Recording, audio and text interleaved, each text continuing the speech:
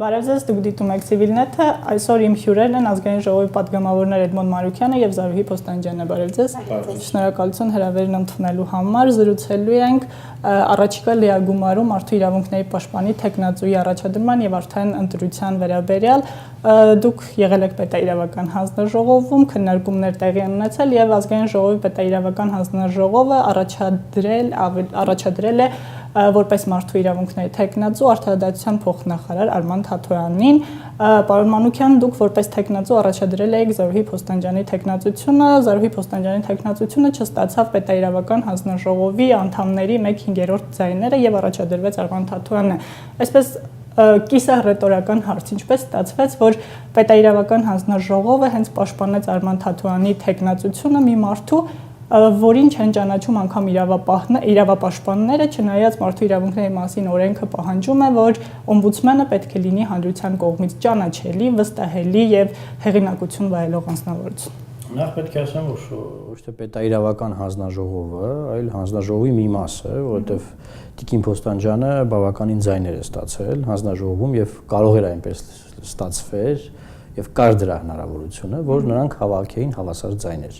Ինչը ըստ էության կլուծեր այն խնդիրը, որ մենք խորհրդանի դահլիճում կունենայինք ընտրություն, այսինքն ոչ թե մեկ անձի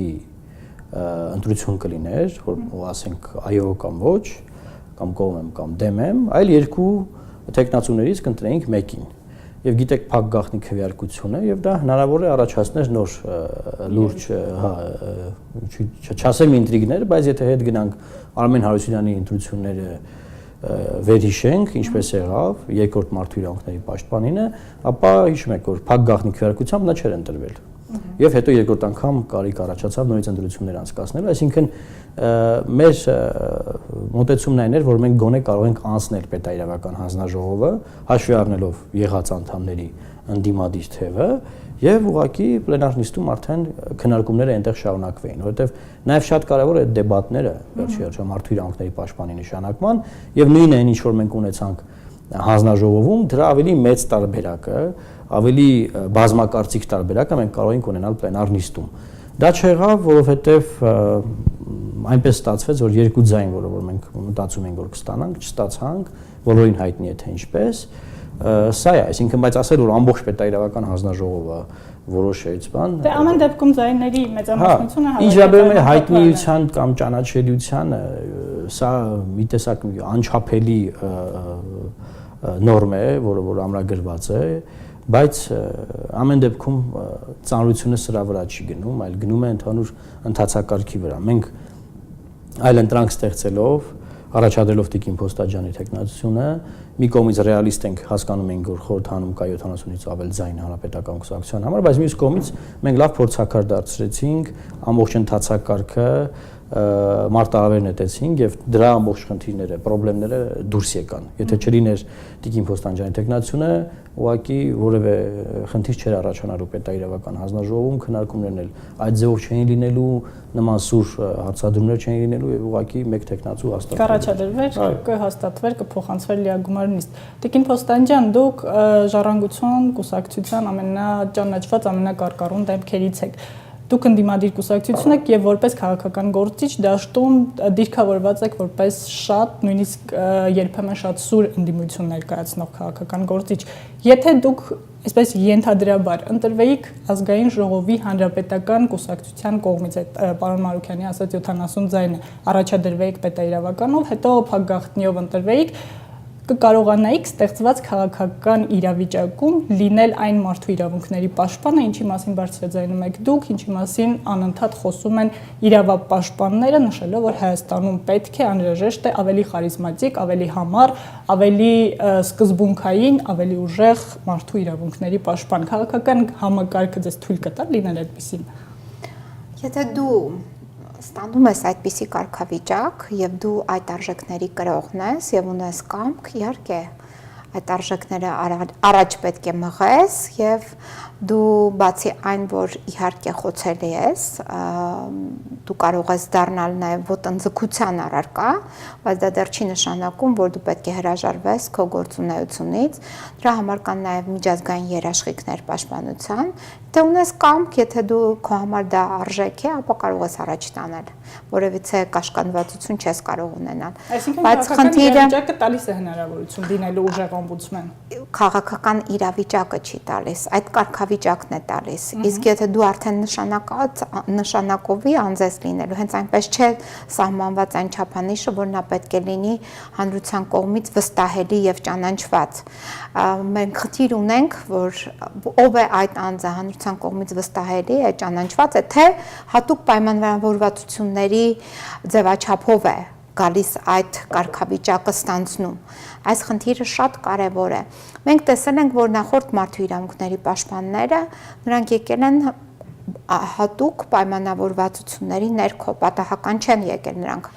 որովհետև նրանց բոլորին առաջադրել է իշխանությունը։ Մենք այստեղ ունեինք հնարավորություն, ճիշտ է, հնարավորությունը փոքր էր, սակավ էր, որովհետև ես կարծում եմ այդ հնարավորությունը պետք է ընձեռնվեր ավելի լայն խմբերին, ոչ միայն հանձնաժողովի անդամներին, այլ նաև հասարակությունը պետք է հնարավորություն ունենար ներկայացնելու իր թեկնածուին, եւ նաև բոլոր խմբակցությունները պետք է այդ հնարավորությունը ունենային։ Մինչդեռ մենք փաստորեն ինչ որ չափով քանի որ բողոք եղավ, որ Բարգավաճ Հայաստանը չի կարողացել առաջադրել իր թեկնածուին եւ կարող եմ ասել նաեւ հանրությունը հնարավորություն չունեցավ առանձին որպես ինստիտուտ առաջադրել իր թեկնածուին։ Եվ իհարկե ես խնդիր եմ տեսնում նաեւ մշտական հանձնաժողովի մեջ, որովհետև փոփոխության մեջ, այստեղ նաև խնդիրը այն էր, որ իրենց համար վերահսկելի հանձնաժողով ընտրել, եւ բացի այդ 3/5-րդի սկզբունքը, որը կիրառվում է լիագումար նիստում, այսինքն ամբողջ գաղափարը եւ ամբողջ գովերքումը եւ գովազդը այս ճակերտավոր բարեփոխված սահմանադրությամբ կայանում էր նրանում, որ իբրև թե ընդդիմությանը տալիս են հնարավորություն 3/5-րդի ձևաչափի ընտրության միջոցով մասնակցել կարևոր պաշտոններում այդ ընտրություններ կատարելու հարցին։ Մինչդեռ փաստորեն իրենք մեծամասնական մեծամասնության քվեով հանձնաժողովում արդեն իսկ փաստորեն շրջանցեցին այդ 3/5-րդի պահանջը։ Սա խնդիրներ են, որը պետք է իհարկե լուծում ստանան, մենք այս պահին, այս քննությունն է, որը չհանձնեցին իրենք, մենք արձանագրեցինք ապագայի համար, որովհետև ապագայում պետք է ընտրվի գլխավոր դատախազ, պետք է ընտրվի կենտրոնական բանկի նախագահ, այլ նաև կարևոր կարգավիճակների վերաբերյալ մենք պետք է կատարենք ընտրություն։ Եվ այդ ընտրությունը չպետք է, որը սահմանադրությամբ հստակագրված է 3/5-ով, եթե այդ տրամաբանությունը մենք մերժում ենք, ապա ստացվում է, որ իրականում այնինչ որ մենք մտահոգություններ հայտնում ենք, որ սուտ են ասում, ստում են, դա փաստորեն այսօր մի քանի օր առաջ իրականություն էր, որ սուտ էին խոսում։ Լավ, կվերադառնանք ինչ պիտի անի ընդդիմությունը կազմակերպվելու եւ այդ 3/5-րդը կյանքի կոչելու համար, պարոն Մարուքյան, պետաիրավական հանձնաժողովում Զարուհի Փոստանջյանի թեկնածությանը դեմ հանդես եկողները նշում են, որ նա քաղաքական գործիչ է, ունի հստակ կուսակցական պատկանելություն, հետեւաբար չի կարող լինել անաչառ օմբուդսմեն։ Դուք առաջադրելով Տիկին Փոստանջյանի թեկնածությունը չէիք մտածում, որ ընդդիմադիր քաղաքական գործիչը չի կարողանա պաշտպանել, ասենք իշխանական ուժ ներկայացնող որևէ քաղաքացու իրավունքների խախտումը։ Նախ Տիկին Փոստանջյանը իր անցած ճանապարհով է ապացուցել, որ նա կարող է նաև իշխանության ներկայացուցիչների իրավունքները պաշտպանել, լինելով մարտի 1-ի դեպքերի ժամանակ տարբեր քրեակատարական հիմնարկներում եւ այն ժամանակվա իշխանության ներկայացուցիչներ տարբեր հանգամանքներում հայտնվել էին քրեակատարական հիմնարկներում եւ Տիկին Փոստանջյանը ժողովրդի լեզվով ասած մեկու մեջ չի արել, այսինքն կարողացել է հաղթահարել այդ բարիերը, նրանց էլ է այցելել հաշվի առնելով իրավիճակը եւ այն, որ մարդու իրավունքները ավելի բարձր արժեքներ են, քան ինչ որ պահի, ինչ որտեղ, ինչ որ քաղաքական ուժի մաս կազմած լինելը։ Մյուս կողմից այդ բոլոր փաստարկներն առայն, որ այսինքն նա քաղաքական գործիչ է, այս պահին ընդդիմությունն է ներկայացնում,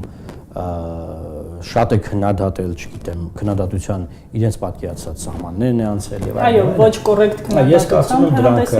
դրանք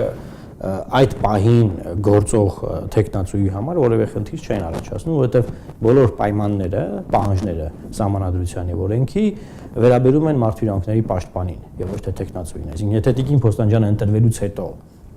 շարունակեր նույն հռետորաբանությամբ հանդես գալ, նույն ձևով որպես քաղաքական գործիչ քննադատել իշխանություններին կամ չգիտեմ ում, այդ ժամանակ կարող էին ասել, բայց որպես տեխնացու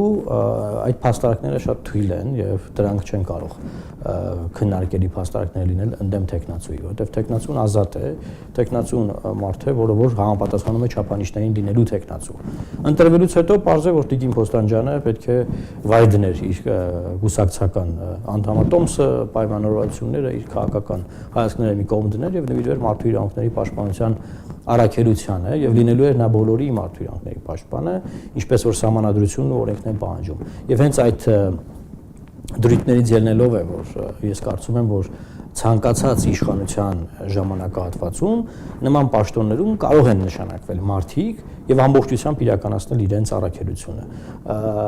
անկախ այն հանգամանքից որ նրանց իշխանությունն է ներկայացնում, որովհետեւ պատկերացնենք, ասենք 2030 թվականն է, հա, խորհրդարանում պետքա լինի, չէ՞, ինչ որ մեծամասնություն։ Հիմա այդ մեծամասնությունը կարող է հայազգային կոնգրեսն է, կարող է դաշնակցությունն է, կարող է, չգիտեմ, օրինաց երկիրն է, եսիմով է։ Էլի այդ մեծամասնությունն է ընտրելու էլի գլխավոր դատախազ, էլի,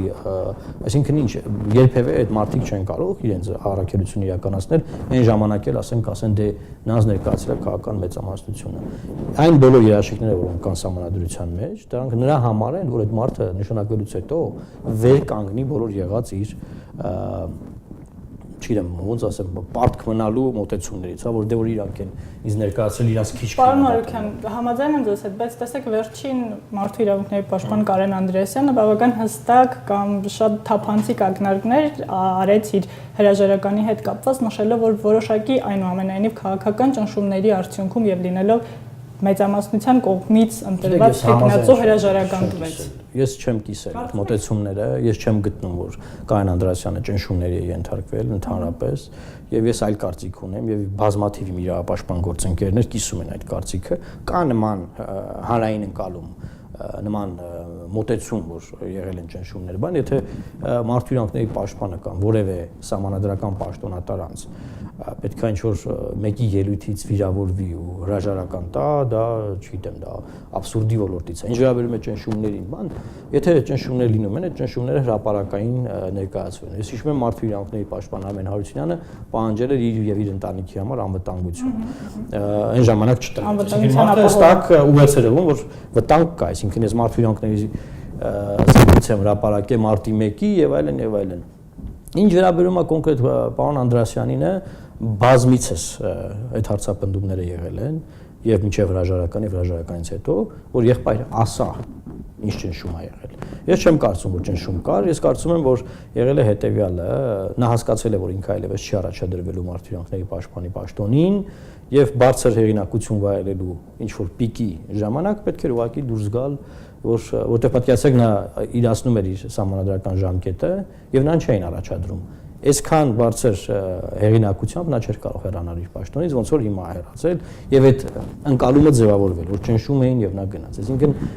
պետք է մի քիչ ռեալ նայենք, ում էին ճնշում կամ մարդու իրավունքների պաշտպանը Հայաստանում, այդ ինչ միլիազորություններ ունի, այդ ինչ կարան իշխանությանը, այդ ում էր ներգծել, որ մի հատ էլ իրանը ճնշի։ Տիկին Փոստանջյան, համաձայն եք, որ մարդու իրավունքների պաշտպանի ինստիտուտի, անձի չասեմ, ինստիտուտի նկատմամբ կան ճնշումներ եւ այս հենց առաջադրումն էլ պայմանավորված է նրանով, որ իշխանություններին պետք են ավելի իշխանության համար լոյալ տեխնացու, որը կենթարկվի իրենց խաղի կանոններին։ Ամեն դեպքում մենք ապրում ենք ցնցումային ժամանակաշրջան, հեշտ ժամանակաշրջան չենք ապրում եւ վերջի կեղծված ընտրությունները դրա վառ վկայությունն են։ Հանրաքվեն նկատի ունեք, այո, հանրաքվեն նկատի ունեմ եւ հանրաքվեից հետո պետք է ինչ որ դիրքորոշում հայտնվեր եւ հենց այնպես չեն, որ միջազգային կառույցները իրենց ուղերձներում եւ հայտարարություններում նաեւ քննադատությանն են արժանացրել Հայաստանի Հանրապետության իշխանություններին, որ իրենք վստահելի գործընկեր չեն, հետեւաբար նույնը սպասվում էր նաեւ մարդու իրավունքների պաշտպանից եւ մարդու իրավունքների պաշտպանը նաեւ ապագայում տնտեսական այս վիճակը, որը ծայրահեղ է կարելի ասել, բերելու է նաեւ քաղաքական ծայրահեղ իրավիճակների Եվ այստեղ կա խնդիր,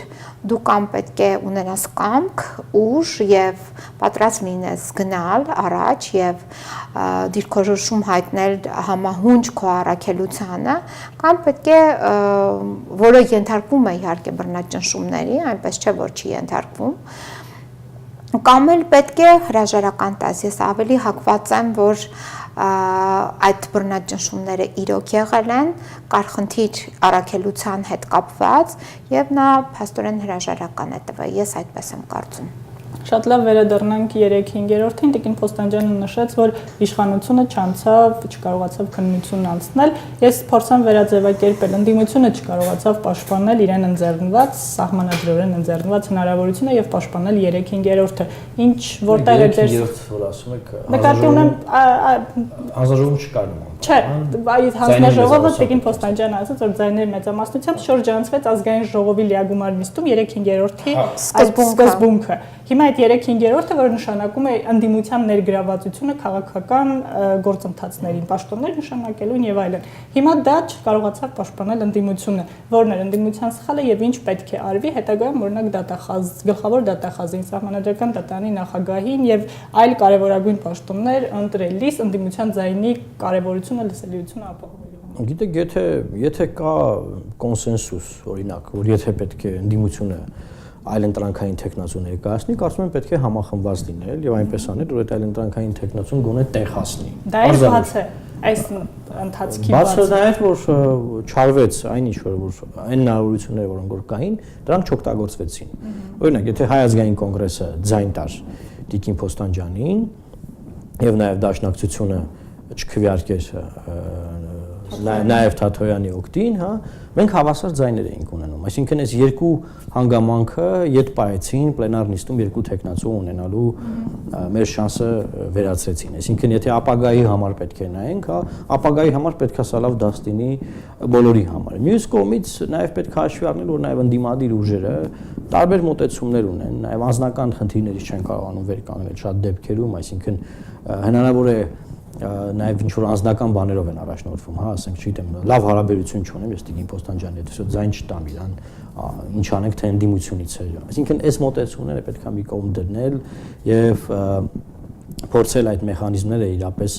օգտագործելի դարձնել։ Մենք հիմա ստացանք ավելին, քան այդ ընդդիմության առաջադրումները, այսինքն հանձնաժողովի բոլոր անդամները հնարավորություն ստացան տեխնացու առաջադրելու։ Այսինքն ոչ միայն ընդդիմությունը, հա, չգիտեմ, ուժեր, որոնք ընդդիմություն չեն կամ այլ ընտրանք են, չգիտեմ ինչ ուժեր են, այդ բոլորը ստացան այդ հնարավորությունը։ Հիմա պետք է այդ հնարավորությունը ռեալ լավ օգտագործել, իրացնել։ Հիմա դա բաց թողնված շանս է, սա կարծում եմ, որովհետև էլի եմ ասում, մենք պլենար նիստում ունենալու ենք մեկ տեխնացու։ Կարող ենք հարցեր տալ մեկ տեխնացուին, կարող ենք ելույթներ ունենալ այդ մեկ տեխնացուին։ Որն ըստ էության ընտրություն չէ։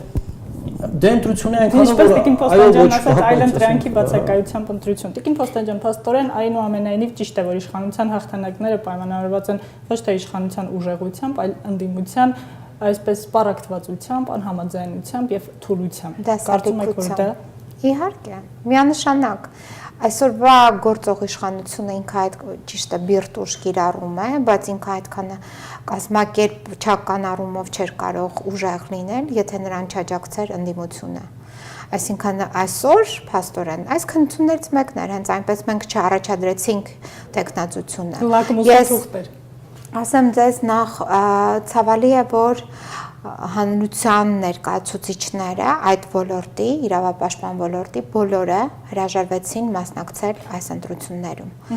Բոլորը հրաժարվեցին, որպեսզի մենք առաջադրեինք իրենց տեխնացությունը։ Մենք այդ հնարավորությունը ունեինք։ Փաստորեն նախապես իրենք այսպիսի մտայնության մեջ են, որ միևնույն է, ոչինչ չի փոխվելու, միևնույն է իզուր է այդ էներգիայի վատնումը եւ մասնակցությունը, բայց ես կարծում եմ այդպես չէ, որովհետեւ մենք նաեւ պարտավոր ենք մշակույթ փոխենք, որ բոլոր տարածքներում, բոլոր բնակավարներում մենք պետք է ունենանք այլ ընտրանքներ եւ այդ այլ ընտրանքը չպետք է լինի ուղակի օթում անուն, այլ ինքը պետք է մասնակցի։ Այս մասին է խոսքը։ Եվ այստեղ մենք տեսանք, որ այո, երկու անձ ընդդիմության կողմից իրենց պահեցին որպես դասալիկ, մեկը նրանցից ընդհանրապես եկավ, ասում էր, որ չի ցանկանում ընդհանրապես հայտարարություն անել եւ չպետք է անել, բայց պարզվեց, որ հայտարարությունով հանդես է գալիս եւ պաշտպանում է իշխանության տեխնացուին, մինչդեռ պարոն Թաթոյանը այն անձն է, ով Հայաստանի Հանրապետության փաստաբանն է եղել մարդու իրավունքների եվրոպական դատարանում եւ նա մատնանշեց, որ ինքը նաեւ մասնակցել է մարտի 1-ի զեկույցին եւ հետեւաբար եթե մարտի 1-ի զեկույցին նա մասնակցություն է ունեցել, ապա ինքը պետք է նաեւ հայտարարել, որ Հայաստանի Հանրապետությունում կամ քաղաքական հայացքների համար բանտարկյալներ, մինչդեռ պարոն Թաթոյանին երբ հղեցինք այդ հարցը, կա արդյոք Հայաստանի Հանրապետությունում քաղաքական հայացքների համար բանտարկյալ, ոչ այն ժամանակ է ասել, որ չէ այս պահի դրությամբ ինքը դա արձանագրեց։ Ամեն ձև խուսափեց այդ հարցերից, հետևաբար, եթե այդպես է, ապա պարոն Ջանգիրյանը, որը մարտի 1-ի հետ կապ չունի, որտեղ նրան ձերբակալել են եւ հետագայում կալանավորել են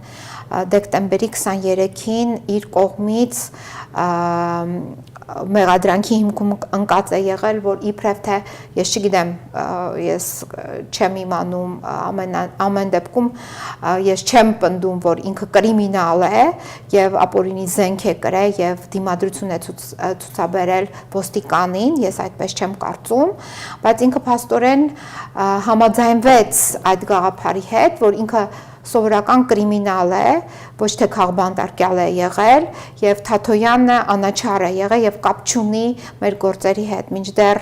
պարոն Էմիլ Բաբայանին փոխարինել է հենց ինքը Թաթոյանը եւ այդ գործերը անկախ նրանից կոմունիկացիաները ավարտվել են թե ոչ, այս բահի դրությամբ է հենց նաեւ իր գործում միջամտությամբ այդ գործերը, այսպես ասենք, քննացրել են եվրոպական դատարանում։ Եվ այստեղ շատ ցավալի է, որ պատկերացրեք մարդը, որ իրեն հռչակում է որպես քաղաքական հայացքների հետապնդվող, մեկ է գալիս է, գովում է այն իշխանությանը, ով կոծկում է այդ քաղաքական հետապնդվողների գործերը մարդու իրավունքների եվրոպական դատարանում։ Սա շատ ցավ է եւ ասում է, որ տեղի է ունեցել իհարկե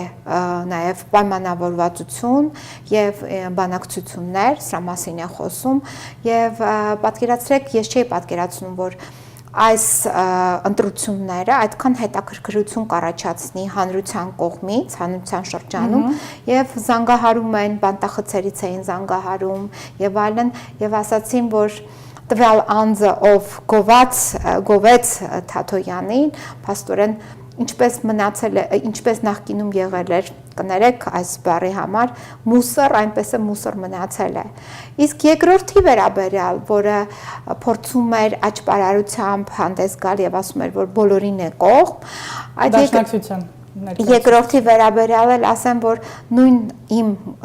դաշնակցական շատ սիրելի գործընկերները, ովքեր այս տարիների ընթացքում իրենց հետ շփվել եմ, ընկերացել եմ, նրանք էլ զանգահարում էին, ասում էին, որ նա իրական դաշնակցության հետ կապ չունի, այն մարդը, որ սողում է, երբեք թռչել չի կարող։ Այսքանը, ուզում եմ ասել, այսպիսին էր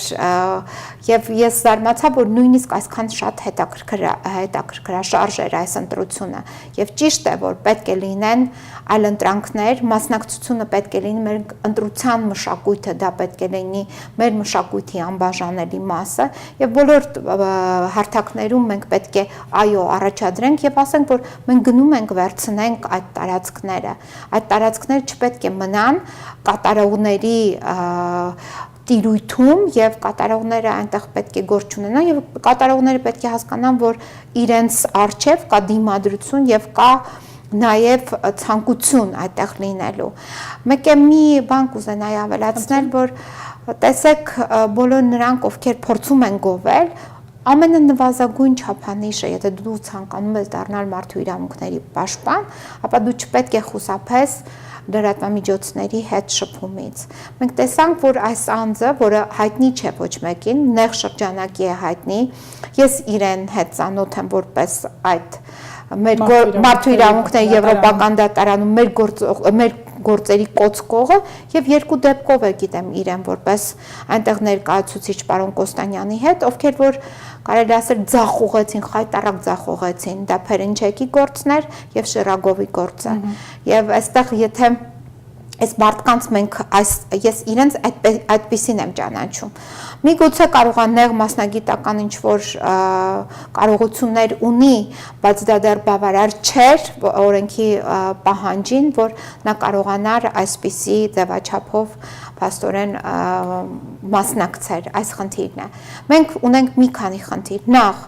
որ ընդդիմությունը պետք է լիարժեք օգտվի իր իրավունքներից։ Երկրորդը, բոլոր ընտրություններում մենք պետք է ունենանք այլընտրանքներ։ Եվ երրորդը, պետք է այդ այլընտրանքի համար դու պայքար տանես։ Երբեք չասես, որ միևնույն է, եթե դու չես հասնելու այս պահին քո նպատակին, ապա ավելի լավ է չմասնակցեմ, պետք է մասնակցել։ Շատ լավ, շնորհակալություն Տիկին Փոստանջյան եւ պարոն Մարուքյան, իսկապես պետաիրավական հանձնաժողովում տեղի ունեցածը բավական լուրջ դասեր էր հուշում ընդդիմությանը, հատկապես առաջիկա խորհրդարանական ընտրություններին, որը լինելու է